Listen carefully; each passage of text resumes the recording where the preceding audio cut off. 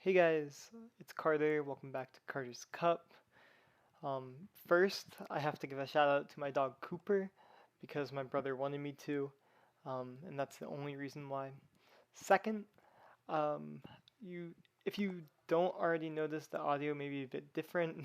Now I'm using my gaming headset. We're gonna see if this works better or not.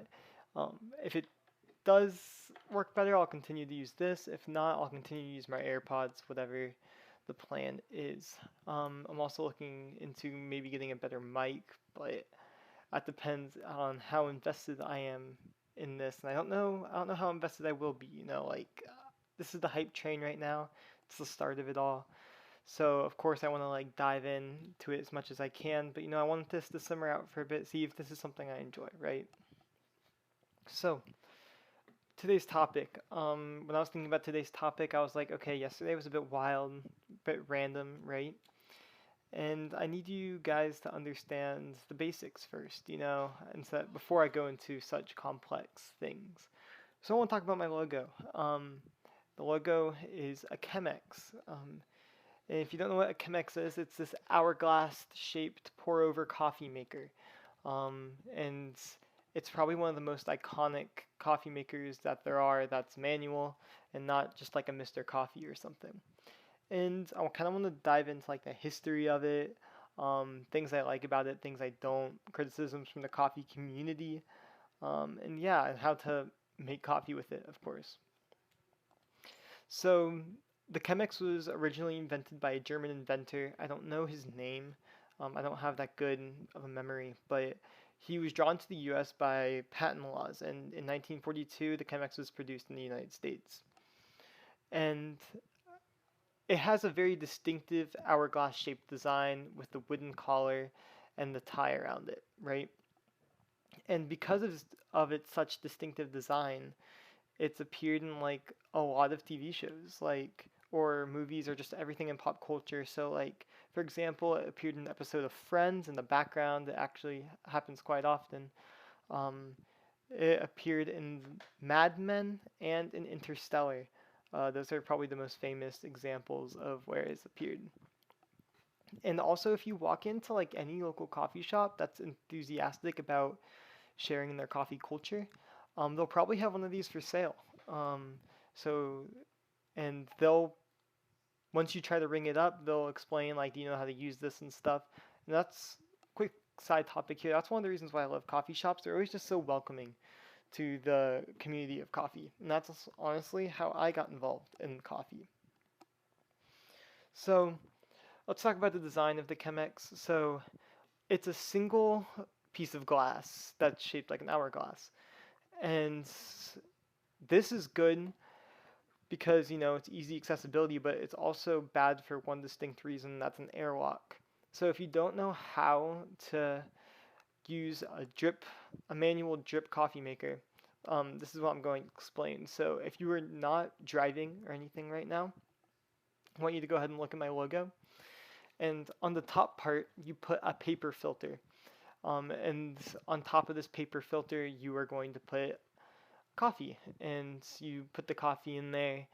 Um, you after you grind it up, you put the coffee in there, and yeah, you pour hot water over that. The water will slowly seep down and drip at the point of the filter paper, and boom, it makes coffee. But because it's an hourglass, because it's one piece, the air doesn't really have anywhere to go when the coffee drips down to the in the coffee maker. So that's why on the left of the logo there is a little air spout, and this way coffee can go down and air can escape through the little air spout, and there's no problems. There's no airlock. It's not going to stop your flow of coffee.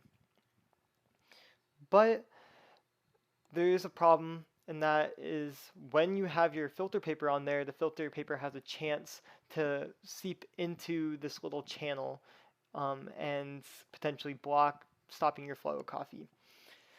And the way they fix this is having a very thick filter paper. Chemex is known for having one of the thickest filter papers out of all of the manual coffee drip down brewers.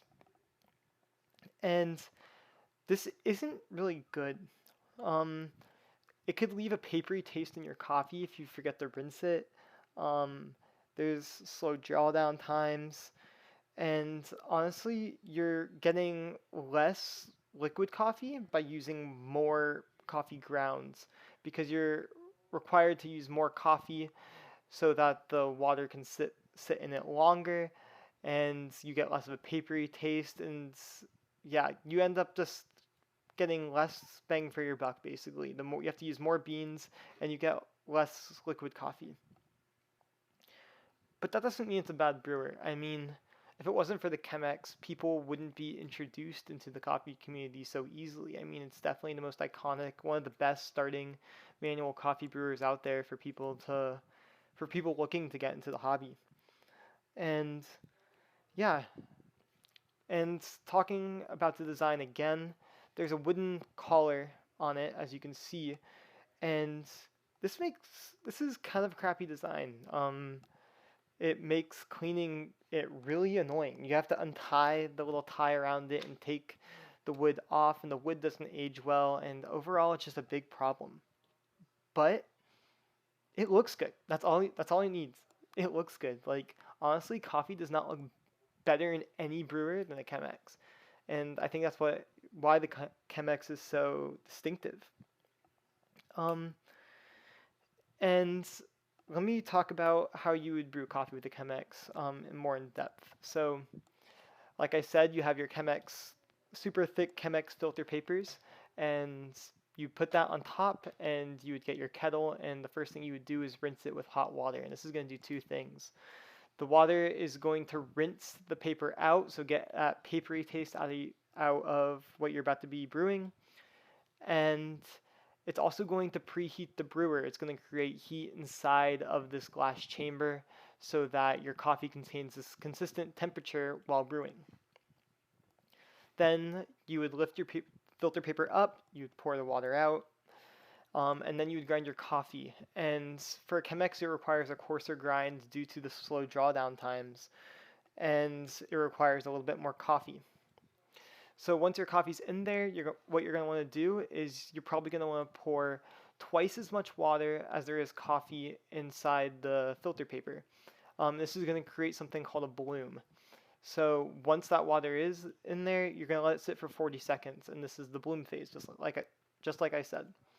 And basically, this is going to allow any air bubbles in your coffee to kind of escape just the natural gases that come with growing coffee beans or roasting coffee beans. And after this sits, you're just going to want to slowly pour the rest of your coffee in. I personally do 15 grams of water per gram of coffee.